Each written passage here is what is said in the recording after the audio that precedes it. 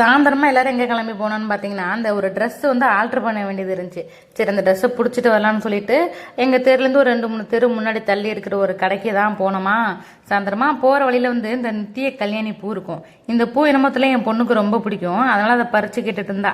அதை எடுத்து கொடுத்துட்டு பார்த்தீங்கன்னா அப்புறம் நேராக போயிட்டு இருக்கும்போது நிறைய ஆடுங்க இருந்தோன்னே அவள் பார்த்துட்டு அவளுக்கு என்னமோன்ட்டு என்கிட்ட காட்ட ஆரம்பிச்சிட்டா.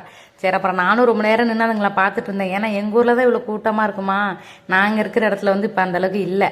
சரி அப்படியே பார்த்தீங்கன்னா இந்த காய்கறி கடையில் தான் நாங்கள் எப்போதும் காய்கறி வாங்குவோம் அப்படின்னு சொல்லிட்டு அவளுக்கு ஞாபகம் இருக்குது பாப்பாக்கு. அப்புறம் போகிற வழியெல்லாம் வந்து நம்ம இங்கே தான் போகிறோம்னு நினச்சிட்டு கையை நீட்டிகிட்டே இருந்தா. அப்புறம் அங்கே போகலாமா, நம்ம வேறு இடத்துக்கு போகிறோம் அப்படின்னு சொல்லி அப்புறம் சமாதானப்படுத்தி அப்புறம் கூட்டிகிட்டு போயிட்டு இருந்தேன். இது என்ன பூன்னு தெரியல, கொஞ்சம் அழகாக இருந்துச்சு. சரி இதை பறித்து அவள் கையில் கொடுத்தா அவள் கொஞ்ச நேரத்துக்கு அப்புறம் வாயில் வச்சு கடிக்க ஆரம்பிச்சிட்டா. எல்லாத்தையும் அப்படி டக்குன்னு வாயில் வைக்க மாட்டா, என்னமோ தெரியல அந்த பூ வச்சு ஒரே கடிச்சிட்டு அப்புறமே திருப்பி துப்பிட்டா. சரி அப்புறம் ஒரே ஒரு ட்ரெஸ்ன்றதுனால செத்த ஒரு காமன் நேரத்துலேயே வந்து ஆல்ட்ரு பண்ணி கொடுத்துட்டாங்க. அப்புறம் இந்த கடைக்கு வந்து திட்டத்தட்ட ரொம்ப நாளாகுது, வருஷக்கணக்கே ஆக போதா.